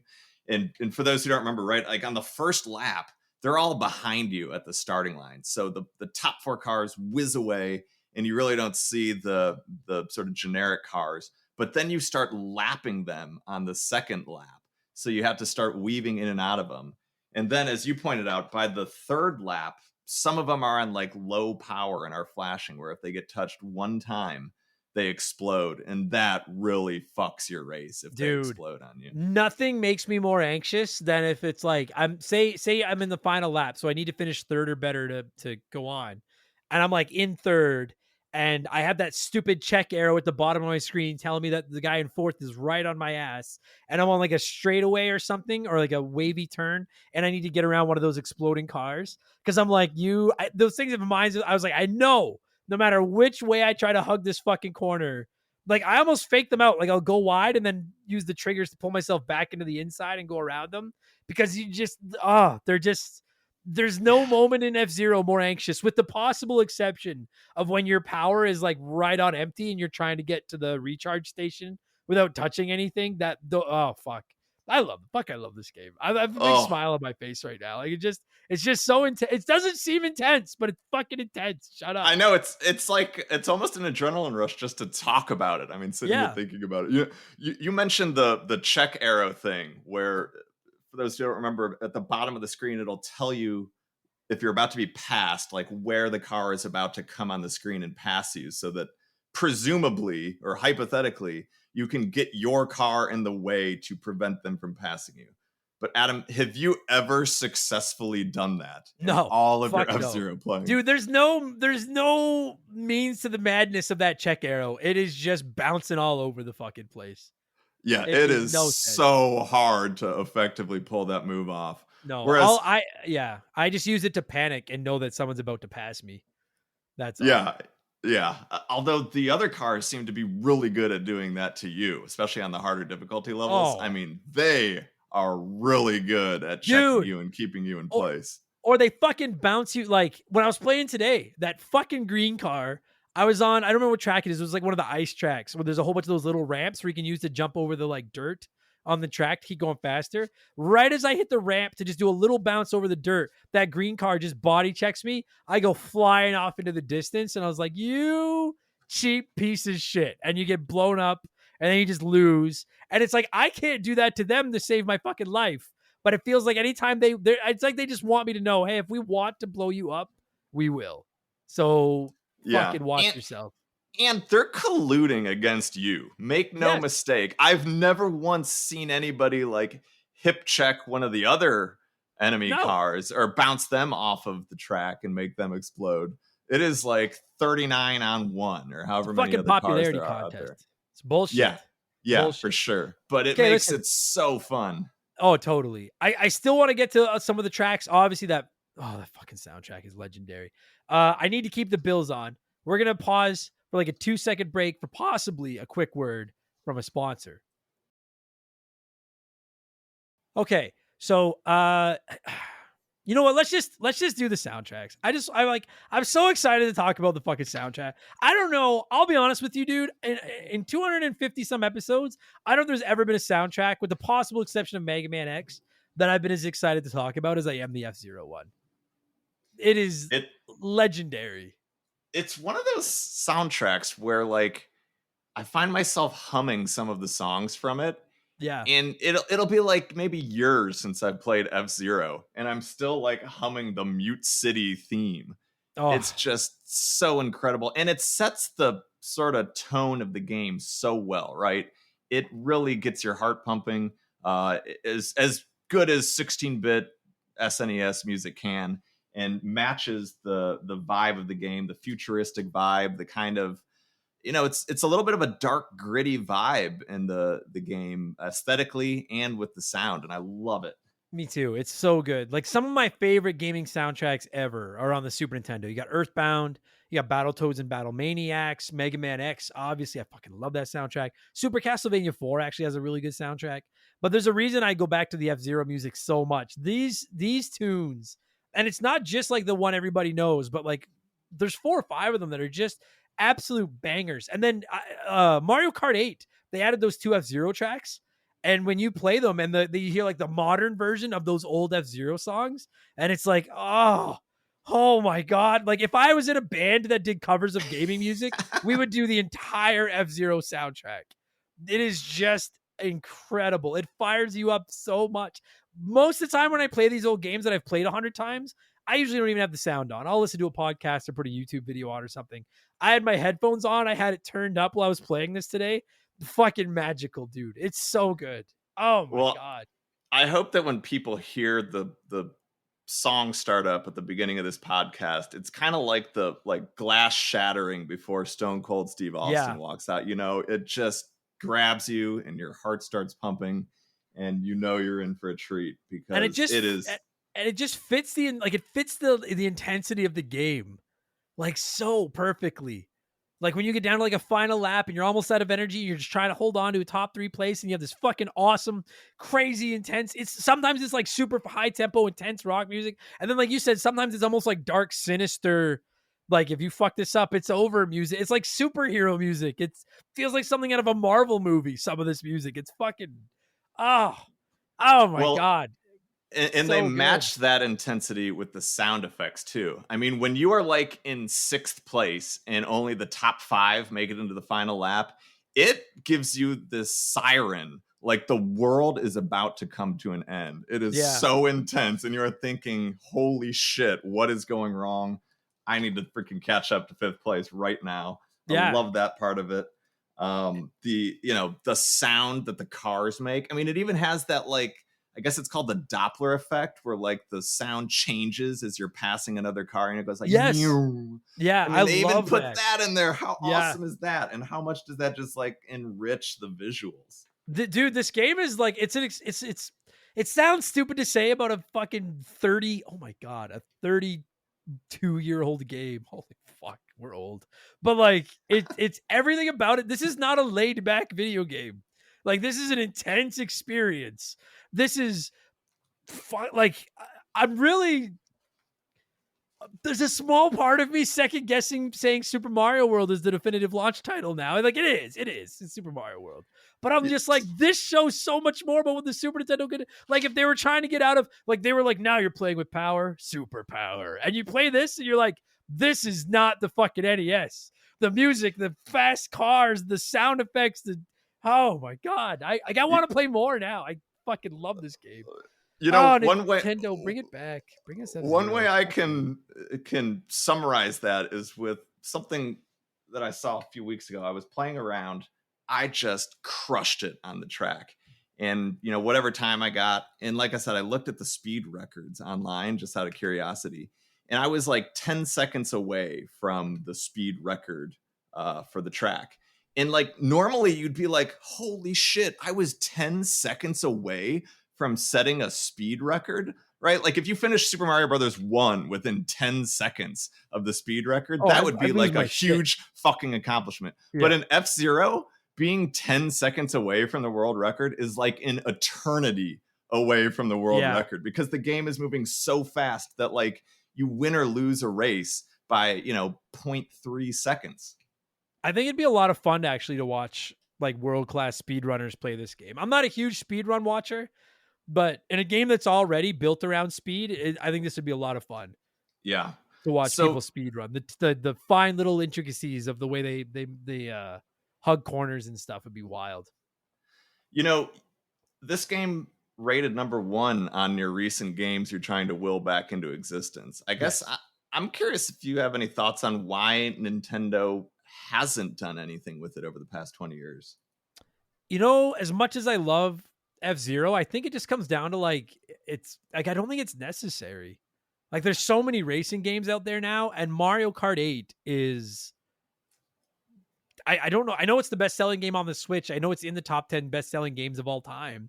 Like I understand, listen, I would buy F-Zero without walking away from Mario Kart. I'd play both in a heartbeat, but I wonder if they look at it as like, it's, it's going to cost us, I don't know how much it costs to make an F-Zero for the Switch, but I'm sure it's a lot of money. And they're like, are we going to sink millions of dollars into this just to kind of cannibalize our own audience? Do you know what I mean? It's like everybody wants Mario Kart. I think that's, but like, I'm like, dude, you know how many studios out there would give their left nut for a chance to have the rights to F-Zero? Like, give it to somebody.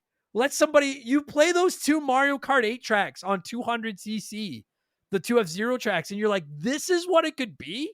This is insane. Give it to somebody. Let somebody else make it. It just, it pains me. Even I hate to bring this up. I hate to bring up the Nintendo Wii, but even on the Wii, we could have had an F-Zero game that would have been so fun. Yeah. Like, that would have been the perfect application for the Wiimote to have an F-Zero game, and they just didn't do it. Like, the thing about it is, like, it's the number 1 Nintendo franchise that I want to see them bring back, but I also feel like there's a better chance of Star Fox or Punch-Out getting brought back than this, because they don't have a competitor.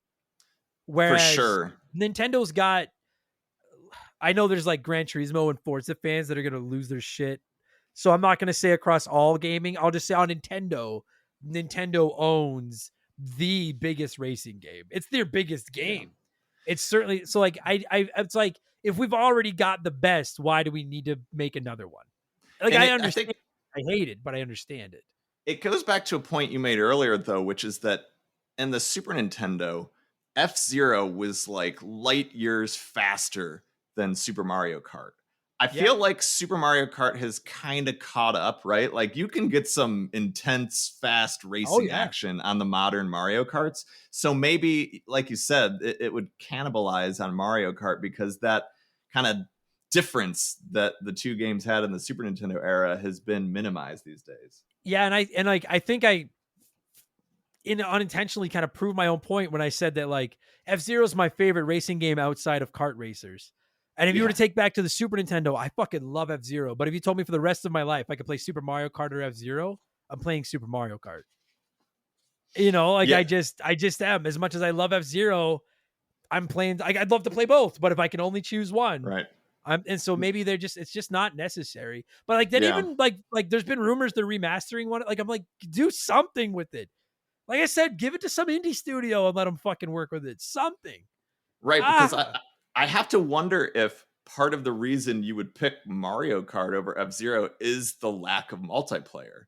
100%. Right? So, you know, of course you're going to pick Mario Kart over F-Zero. It's got way more playability or replayability due to the multiplayer options. But, you know, you throw that into F-Zero and who knows? Oh yeah, dude. Like I mean, we were talking about this off air, but like I've been saying it on for like I was saying for years, like a battle royale F-Zero game would be fucking unreal. And I was thinking about it even today when I was playing it to get ready for this. And like you have to finish in the top like 15 for a lap, then 13 for a lap, then 10, then 7, then 3, or whatever the fuck it is. Like you need to finish. Like why couldn't you have a battle like an online game, like 100 players? And 10, you know, maybe you can make it like 8 or 9 laps, and every lap the bottom 15 get eliminated or something like that. I mean, to your point, that's how the original F-Zero was set up. It was just against computer players. You had to finish in the top X number of people each lap. That's exactly what Tetris 99 or F-Zero 99 could be, right? You just had to make a multiplayer. I think you would have to do something. I was thinking about it too. You couldn't all start on the same track, right? Because if you were like 90th at the starting line, then you'd be fucked. But surely they could do something where like there's, you know, 10 tracks each with 10 people on it at the beginning. And then like as people get eliminated, the players kind of get merged into fewer and fewer tracks until finally you're down to just the one final track. You know, something like that, dude, I think would be really exhilarating. What if you had 10 tracks with 10 racers each on it, but then at the end of your first lap, all 10 tracks merge onto like, you know, 5 tracks. And then like it's a seamless transition. The finish line is just a checkpoint that merges onto a smaller track, which merges onto a smaller track. And then if you don't get across the finish line before enough people do, then like a gate comes down or something and you blow up, and that's it. Fuck me. Doesn't that sound awesome? It does sound awesome. The only thing about it that worries me is I worry that it would become a free to play thing with fucking, you know what I mean? Like one of those, but even at that point, I'd take it. I don't care. I just want some more F-Zero. I don't even care how. I don't even care. It doesn't, I just want something. Like if you were in 60th place, let's say, you would still be on the track and still able to fuck up the person who's in first place, which you know, maybe with internet trolls that wouldn't be a great thing, but I think that could be super exciting. I think it'd be so much fun. I think that'd be the fucking sickest. Oh my god, I want a new F-Zero so bad. Like I'll bet a lot of money that like we're not getting anything better than a remaster at best, and I don't even think we're getting that.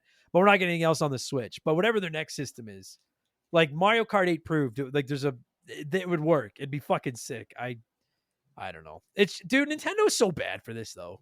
Like Nintendo, I guess it's like they're cursed that they have like all these IPs that people love, and it's like you can't develop all of them. I get it, but like there's Star Fox fans, there's Punch Out fans, there's F-Zero fans, and we're just it's that meme where Nintendo's like holding Mario and Zelda up in the pool, and then fucking Samus is like kind of drowning off to the side, and then the rest of us are just sitting at the bottom.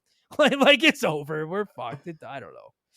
I don't get it, but and then like, you know, like so like one other thing I wanted to talk about before we wrap this up was you sent me in the email this morning the manual to this game, and I was flipping through it, and I remember from when I was a kid and like reading at my friend Corey's house, dude, they don't do any work on developing the characters in the game, but they wrote like a fucking fictional universe for the manual of this game. It's insane.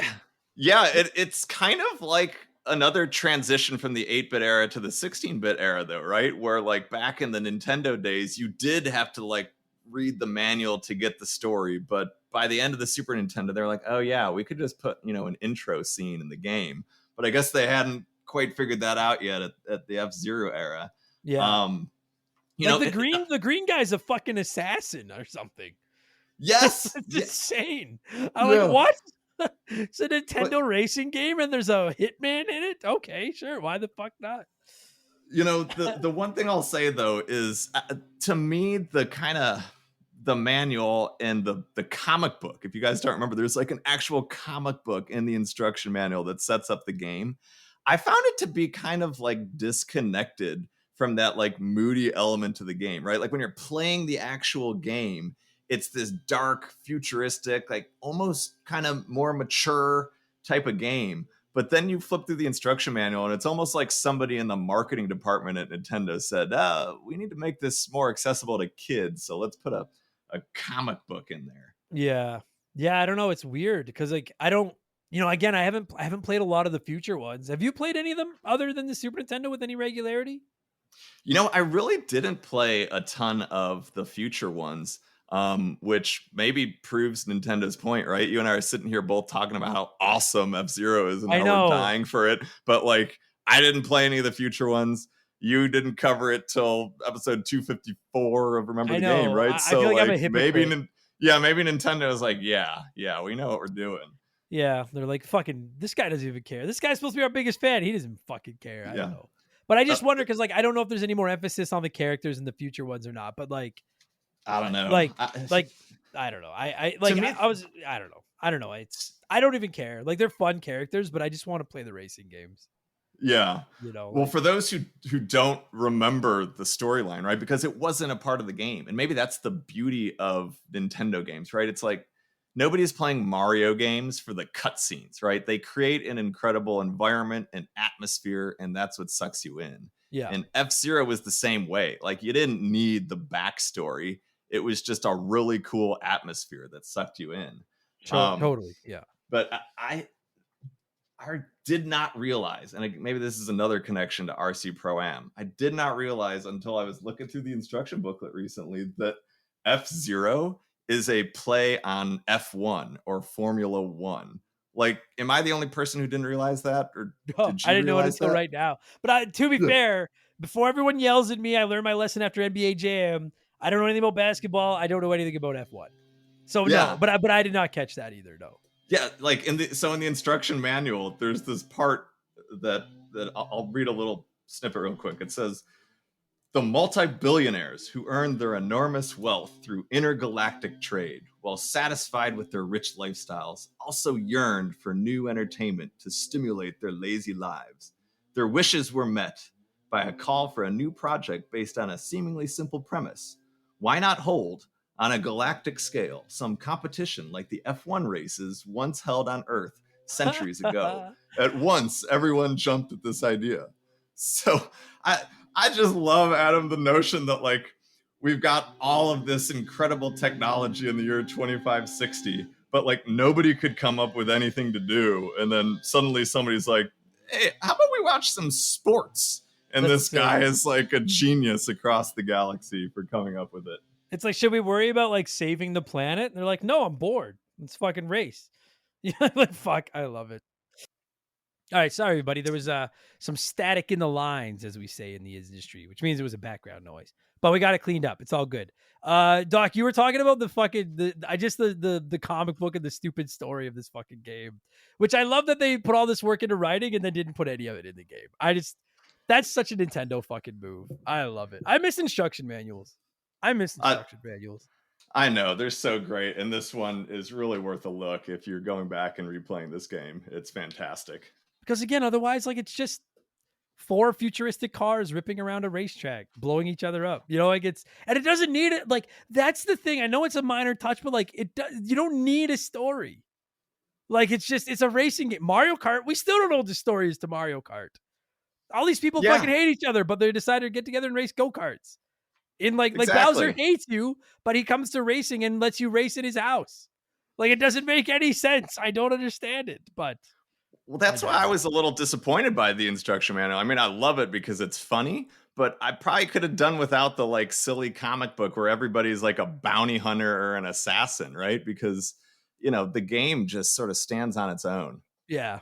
I don't know. Maybe that's, I guess the thing about it too, though, is like how much, like neither of us knows, but it's like, what's the cost of fucking animating a story and storylines and cutscenes and everything into a video game? Let's just say it's $500,000. I have no idea. Let's just say it's $500,000. How much does it cost to hire somebody to draw a quick comic book and put it in your instruction manual?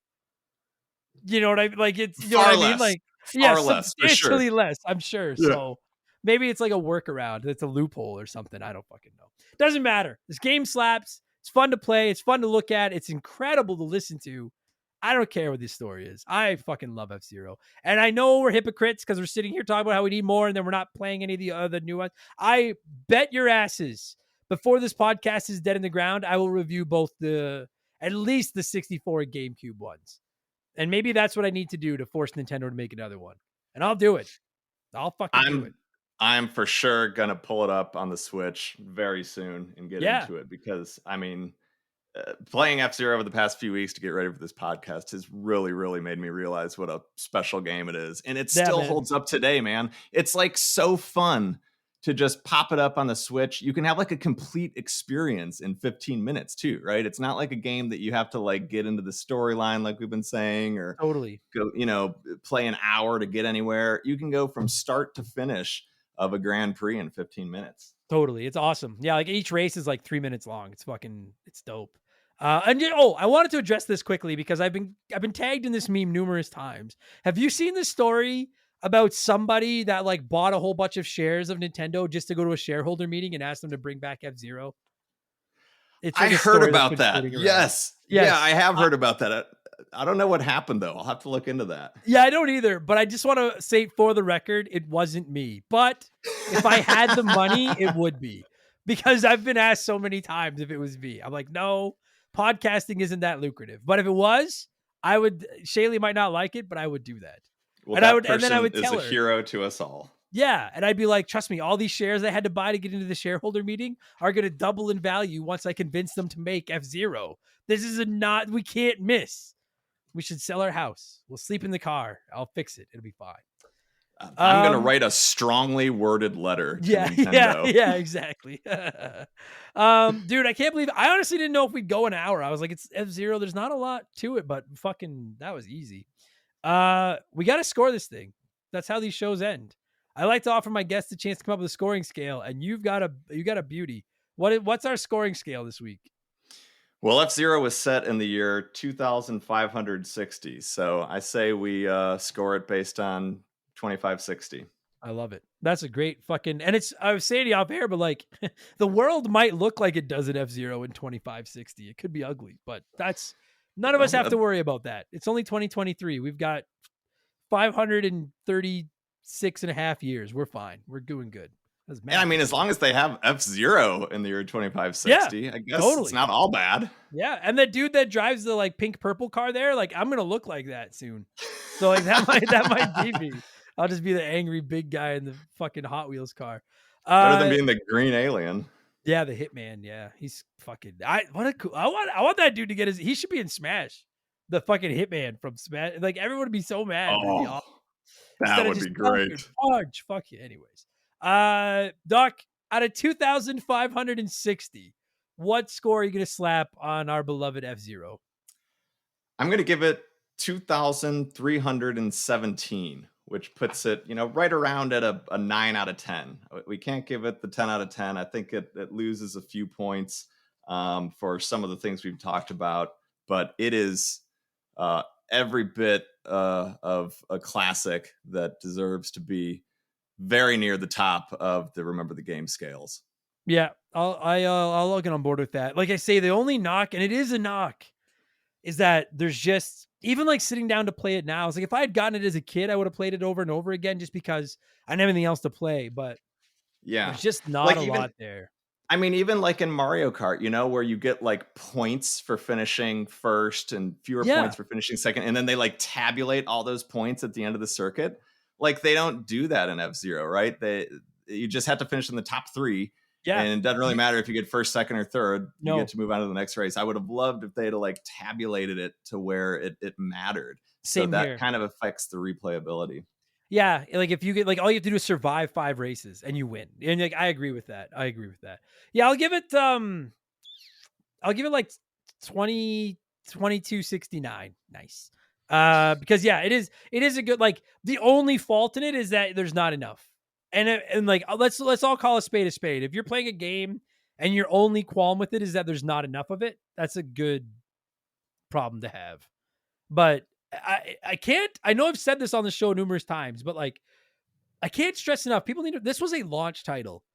Like when you look at Super Mario Brothers 3, Kirby's Adventure, like some more Mega Man 6, some of the more advanced NES games, those came out at the end of the NES. The most advanced games for most consoles come out at the end of their lifespan because that's when the developers have figured everything out that you can do with it. And I'm not saying F-Zero is the most advanced game on the Super Nintendo, but that they came out of the gate swinging with that can't be understated. That's pretty fucking impressive, man. It so is. And like each generation, I kind of feel as though the launch of the generation is a little bit less and a little bit less, unfortunately. So like the launch of the Super Nintendo era, man, what an explosion that was. Agreed. God, man, what a great time. Like I've been on the fence to say that the Switch is going to surpass the Super Nintendo as my favorite console ever. And I think it's going to because I have so many of my favorite Super Nintendo games on it, plus everything else, plus the portability. But I genuinely feel for gamers today that didn't grow up in the Super Nintendo Genesis era. Like what a magical time to be a kid that loved video games. Just magical. I don't know if it'll ever be like that again. Maybe it hits like that for them today. I don't know. But to me, it'll just never be like that again. Maybe that's just the old man in me. I don't know. I agree. I totally agree. Buddy, listen, man, it was great to meet you. And thank you so much for your generosity and helping out the children up here with your donation to my stream last year. And maybe above everything else, thank you for your patience because I know this took a long fucking time. Great call on the game. And this was a really fun episode. Thank you for doing this. I had a blast, Adam. Thank you so much.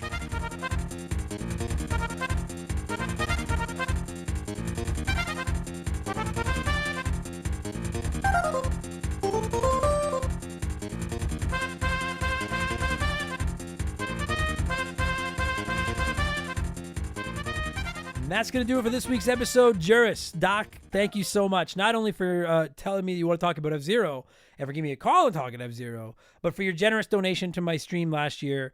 Again, I want to make sure I make this clear. They're not paying me. This was a donation directly to the Stollery Children's Hospital here in Alberta to help out some kids. It's a great cause, and I'm sorry the reward wasn't better than having to talk to me, but your generosity and your patience, because this took so long, will not go underappreciated. So thank you so much, my friend. And of course, to you, kind listener, thank you so much for listening to my podcast. Whether this was your first Remember the Game, maybe your 254th, maybe some other fucking number. There's probably more numbers than 1 and 254. Thank you for listening. If you enjoyed this, maybe leave us a good review, would you? I see them. I get the odd bad review, but we get way more good reviews than bad reviews. The bad reviews just make me laugh. The good reviews make me feel happy. So if you could, if you liked it, leave us one. I'm not sure what it accomplishes, but if the other shows are asking for them, we're good as well.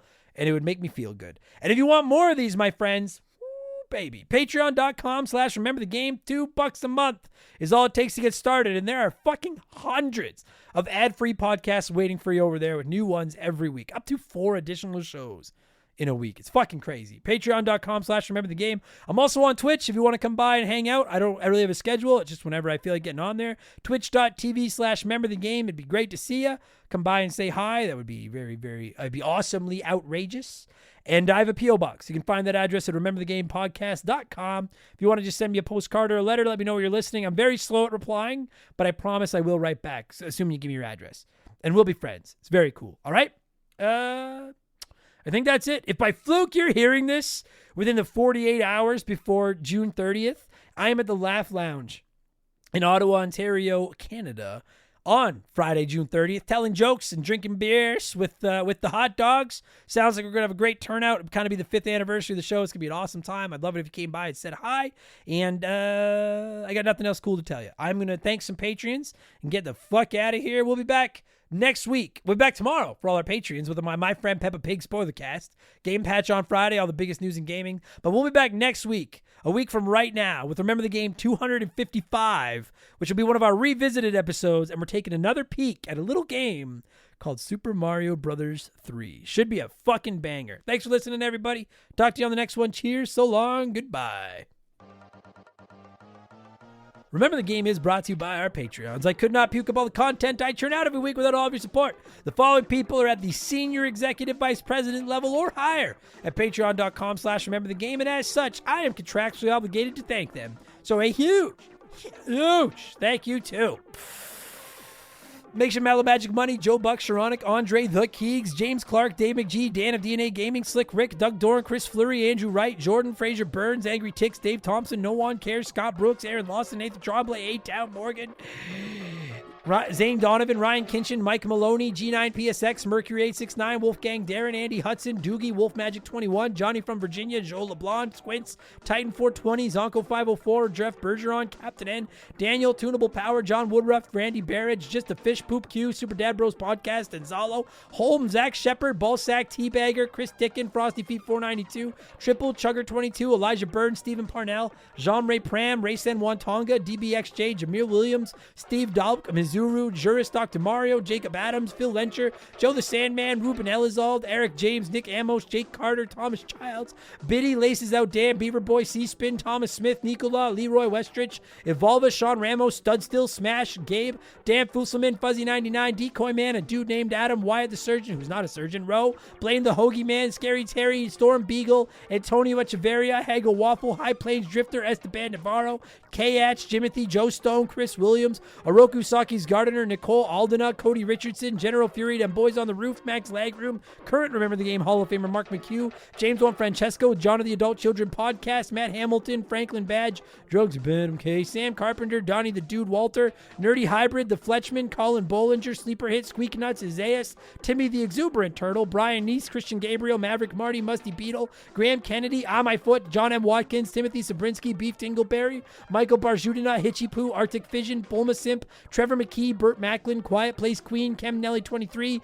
Christopher Britt, Zamatos, Big the Cat, Chris Lovin, Oh My God, It Froze, Bobby Litton, Brandon DeZeba, Kia Pup, Knife Goes In, Guts Come Out, AB Kellen Works For Me, Heeman Demon, Dakota Guy, Alexander Camps, Neil Cooper, Tom Houlihan, I almost lost it there, but I'm back on track. Ted Explosion, Ryan Perry, Alex R, It's the Bigfoot, Lucas Valadez, Itchy Nutsuru, Mr. Papa Giorgio, Solomon Soto, Darth Skywalter, there's a voice crack, Postman, WestGen, Nick Creature, Adam Martinet, and AFE, The Big Deal, Dr. Nightmare 23, Kevin Monroe, Can't Destroy Her, Shorzy, Because 19, Digital Dave, Lord Longrod, Von Hugendong II, Brian Weber, Frosty Bear, Max Sandin, Sour Goat Face, Alex Ramos, Faded Sufferance, Benjamin Atkins, Robbie DLC, Mellow Yellow 8787, B Money, Hired Goons, Brandon Helm, Heckle, The Fiend, Ryan Colton, It's OG, Tyler Bauer, Fallen Snow Kiku, Dill Pickle Rick, E-Man Trucker, Mark Sneed, The One Kid Josh, That One Kid Josh, now it's falling apart, Raging Irish, Atrial, Wormwood, Shoeboxers, Wildcard,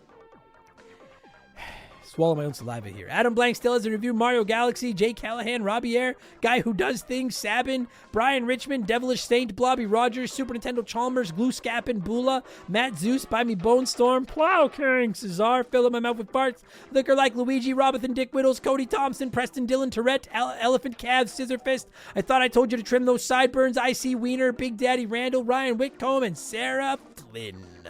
Swish. Well, not a swish. It bounced off the rim a couple of times and missed. But I tried. Thank you all so much for the support. Appreciate you. Love yous. Talk to you next time. Peace. Goodbye. From Monkey Dishwasher. Cheers. So long. Whatever the fuck the sign off is. See ya.